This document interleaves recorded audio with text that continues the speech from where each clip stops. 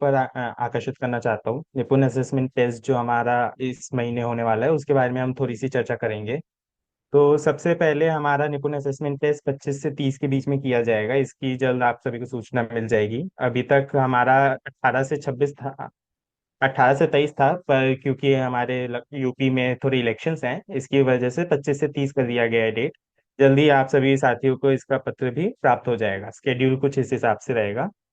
इसमें जैसा कि आपको याद होगा पिछले वर्ष भी हमने नैट असेसमेंट कराया था। तो पहले दिन कक्षा 1 से 3 और दूसरे दिवस कक्षा 4 से 8 का आकलन किया जाएगा।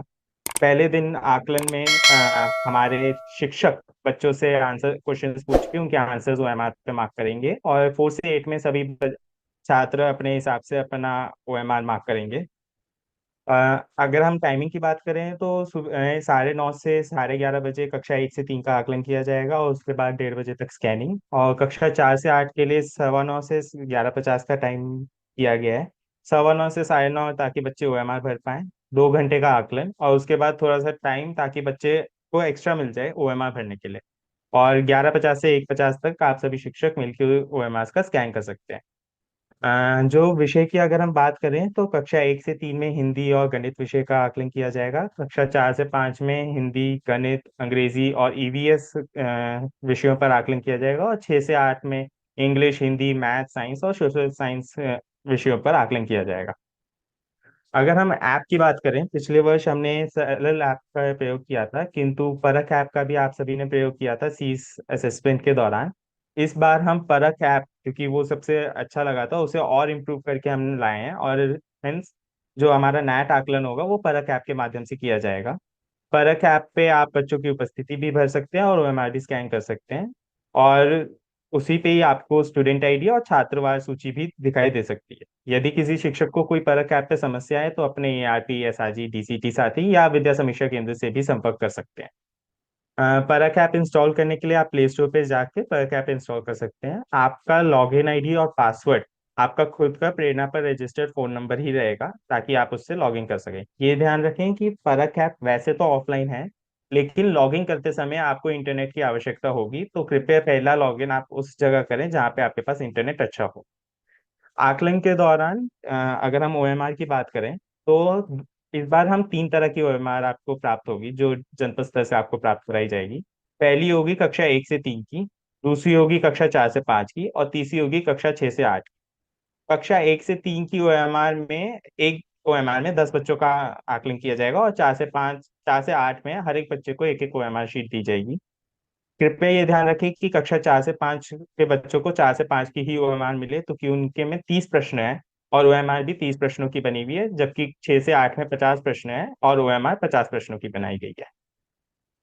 अगर हम ओएमआर भरने की बात करें तो आपको याद होगा कि ओएमआर भरते हुए कुछ चीजों का ध्यान रखना है। तो सबसे पहला है कि ओएमआर कृपया ब्लैक बॉल पॉइंट पेन से भरें ताकि स्कैनिंग अच्छे से हो। कक्षा 1 से 3 की ओएमआर शिक्षकों द्वारा ही भरी जाए, ताकि अगर बच्चे कोई शिक्षक ही बेटर भर पाएंगे। स्टूडेंट आईडी आप सभी को प्रेरणा परख ऐप से मिल जाएगी, कृपया उसके माध्यम से ओएमआर भरें। और आकलन समाप्त होने के जल्द से जल्द ओएमआर स्कैन करके अपलोड करें, ताकि समय उसका चेकिंग कर पाए और रिजल्ट भी हम साझा कर पाए। 4 से 5 के लिए भी सिमिलर चीजें ही हैं कि ब्लैक बॉल पॉइंट पेन से बच्चे ओएमआर भरें। बच्चों को स्टूडेंट आईडी शिक्षक ही प्रदान करें, शिक्षक बच्चों को स्टूडेंट आईडी के हिसाब से ही बिठाएं भी। और 2 घंटे का समय दिया जाए प्रश्नों को हल करने के लिए बच्चों को, और उसके बाद ओएमआर शीट स्कैन की जाए। इसी तरह से 6 से 8 के लिए भी कृपया मैं वापस से दोहराना चाहूंगा, ये ध्यान रखें कि 6 से 8 वाले बच्चों को उन्हीं की ओएमआर और 4 से 5 कक्षा के बच्चों को उन्हीं की ओएमआर मिले, ताकि क्वेश्चन नंबर की जो चेंजेस हैं वो उन्हें ठीक से दिखाई दे पाए। छात्रों, आकलन के दिन हमें छात्रों की उपस्थिति भी लेनी है, वो भी परख ऐप के माध्यम से ली जा सकती है। तो परख ऐप जब आप लॉगिन करेंगे उसमें आप कक्षा का कार्ड चूज कीजिए। 3 कार्ड दिखेंगे, तो कि हमने 3 तरह की ओएमआर बनाई है। सही कार्ड चूज करके कक्षा का चयन करके आप उनकी छात्रों की उपस्थिति ले सकते हैं। यहीं उपस्थिति पे अगर आप देखें, यहीं पे आपको 9 डिजिट का आपका स्टूडेंट आईडी भी दिख जाएगा। ओएमआर शीट जब भरें तो कुछ बिंदुओं का ध्यान रखें कि ओएमआर शीट को कोई नुकसान ना पहुंचाया जाए, उसमें कोई छेद ना किया जाए। जो ओएमआर शीट के चारों कोनों पे काले गोले बने हुए हैं उनके बाहर कुछ ना लिखा जाए। स्टूडेंट आईडी बहुत ध्यानपूर्वक भरी जाए, ब्लैक बॉल पॉइंट पेन से ही भरा जाए। और कक्षा 1 से 3 की ओएमआर शीट शिक्षक भरें और 4 से 8 की ओएमआर शीट छात्रों द्वारा ही भरी जाए।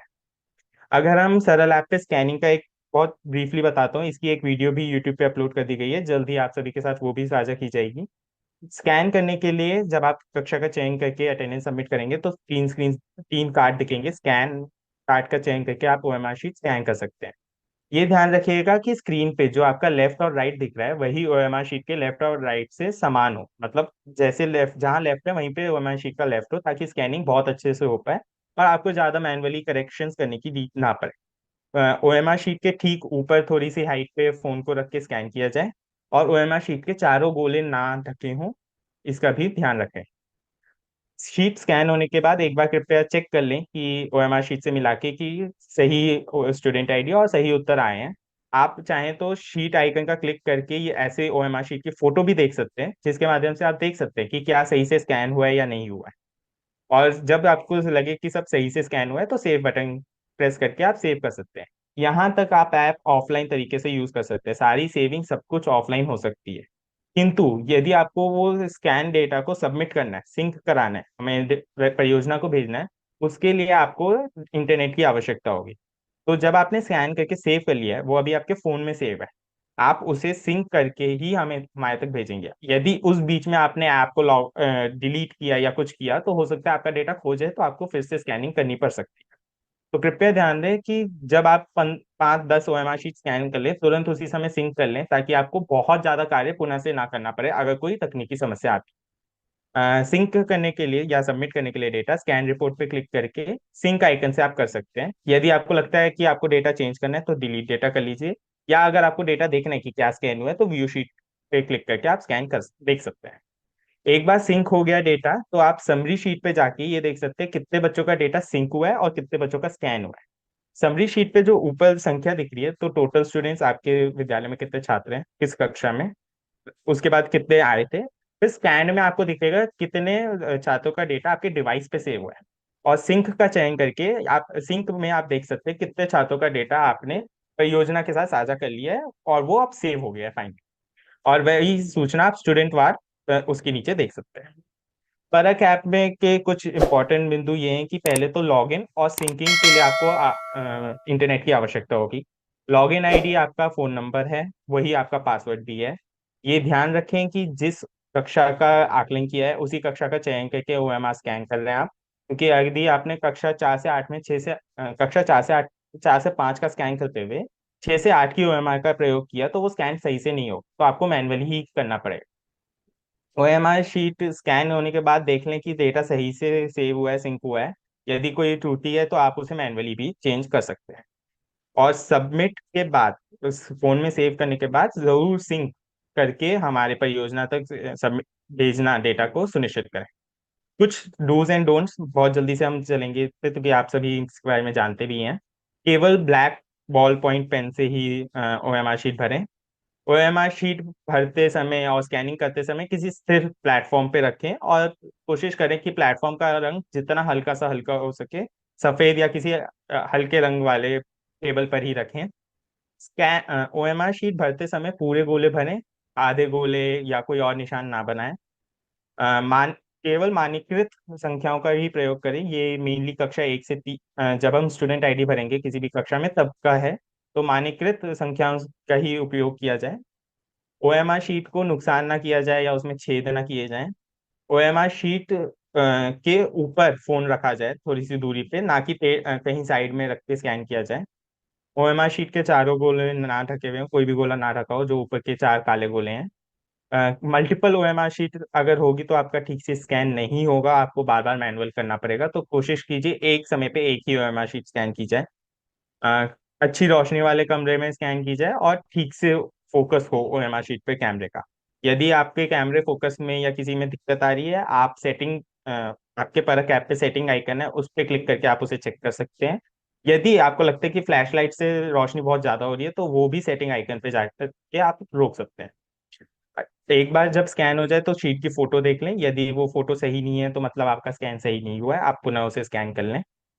आप कुछ मुख्य दायित्वों पे चर्चा करते हैं। शिक्षकों के लिए सबसे मुख्य दायित्व है कि एक बार वो चेक कर लें कि एक बार यूट्यूब लाइव जो अभी हमारा हो रहा है उसे बार बार देख लें, परख ऐप की ट्रेनिंग वीडियो वगैरह देख लें। एक बार देख लें कि प्रेरणा पोर्टल पर विद्यार्थी का डेटा सही है। 100% विद्यार्थियों की उपस्थिति सुनिश्चित करें, और अगर कोई समस्या आए तो तुरंत एआरपी साथी या किसी अन्य शिक्षक साथी या विद्या समीक्षा केंद्र से संपर्क करें, ताकि जल्द से जल्द आपकी समस्या का समाधान किया जा सके। एआरपी तरीके से इंस्टॉल करेंगे, किस तरीके से कार्य करेंगे ये देख लेते हैं। आपको अपने फ़ोन के प्ले स्टोर में आना है। यहाँ पर आप सर्च में टाइप करेंगे परख ऐप। तो देखिए परख ऐप आपको यहाँ पर दिखेगा, इस तरीके का ऐप है, इसको आप इंस्टॉल कर लेंगे। मेरे फ़ोन में ऑलरेडी इंस्टॉल है तो यहाँ पर मैं ओपन कर लेता हूँ। इस तरीके का इंटरफेस दिखेगा। तो प्रेरणा पोर्टल पर और जो एमडीएम में आपका पंजीकृत मोबाइल नंबर है वही आपका यूज़र नेम है और वही आपका पासवर्ड है। आप यहाँ पर लॉगिन कर लेंगे। लॉगिन करने के बाद देखिए आपको इस तरीके का इंटरफेस दिखेगा, class 1 to 3, class 4 to 5, class 6 to 8, इस तरीके से इंस्ट्रक्शन दिखेंगे। इंस्ट्रक्शंस को आप देख लेंगे। OMR शीट किस तरीके से आपको स्कैन करनी है, किस तरीके से आपको किन किन चीज़ों को आपको ध्यान रखना है, तो ये इंस्ट्रक्शंस आप यहाँ पर देख लेंगे। अब हम आगे की प्रक्रिया देखते हैं। क्लास 1 to 3 पर आपको क्लिक करना है। यहाँ से सबसे पहले आप सभी कक्षाओं में छात्र संख्या का मिलान कर लेंगे। अब देखिए हमने क्लास 1 ओपन करी है, तो यहाँ पर हम देख लेंगे क्लास 1 में कितने बच्चे हमारे यहाँ पर दिख रहे हैं। तो हमारे यहाँ देखिए यहाँ पर परख ऐप में दिख रहे हैं 13 बच्चे, और हमारी क्लास में और प्रेरणा पोर्टल पर 15 बच्चे पंजीकृत हैं। इसी तरीके से हम क्लास 2 में देख लेंगे। तो सबसे पहले हमें क्या करना है, क्लास वाइज छात्र संख्या का मिलान कर लेना है। अब देखिए प्रेरणा पोर्टल पर आप किस तरीके से छात्र संख्या देखेंगे ये हम देख लेते हैं। प्रेरणा पोर्टल को आपको लॉगिन कर लेना है। लॉगिन करने के बाद यहाँ लर्निंग आउटकम ऑप्शन आपको दिखेगा। यहाँ पर आपको स्टूडेंट रजिस्ट्रेशन एनालिटिक्स ऑप्शन दिखेगा, उस पर आपको क्लिक कर देना है। तो यहाँ पर आपको क्लास वाइज छात्र संख्या दिखने लग जाएगी। अब ये छात्र संख्या का मिलान आपको परख ऐप पर कर लेना है कि क्लास वाइज यही छात्र संख्या वहाँ पर दिख रही है या नहीं दिख रही। अगर नहीं दिखती है तो अभी आपको परेशान नहीं होना है, एग्ज़ाम से पहले डाटा अपडेट हो जाएगा, तब आपको पूरी छात्र संख्या दिखेगी। अब यहाँ पर देखिए इसी तरीके से क्लास 4th और 5th की छात्र संख्या का आप मिलान कर लेंगे। अगर यहाँ पर कोई अंतर आता है तो आप एक बार ऐप को अनइंस्टॉल करके दोबारा से इंस्टॉल करिए, हो सकता है कि ये छात्र संख्या आपकी सही हो जाए। अगर फिर भी सही नहीं होती है तो इसके लिए आप विद्या समीक्षा केंद्र पर बात कर सकते हैं, वहाँ से आपकी छात्र संख्या अपडेट हो जाएगी। अब हम देखते हैं कि छात्रों को एब्सेंट किस तरीके से मार्क करना है।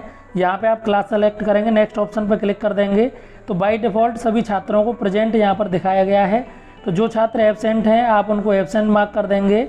इस तरीके से आपको स्क्रॉल करना है तो प्रेजेंट से एब्सेंट मार्क हो जाएंगे। नेक्स्ट पे आप क्लिक करेंगे तो यहाँ से आपको स्कैन रिपोर्ट और समरी ऑप्शन दिखेंगे। स्कैन रिपोर्ट ऑप्शन पर क्लिक करके आप स्कैनिंग की रिपोर्ट देख सकते हैं।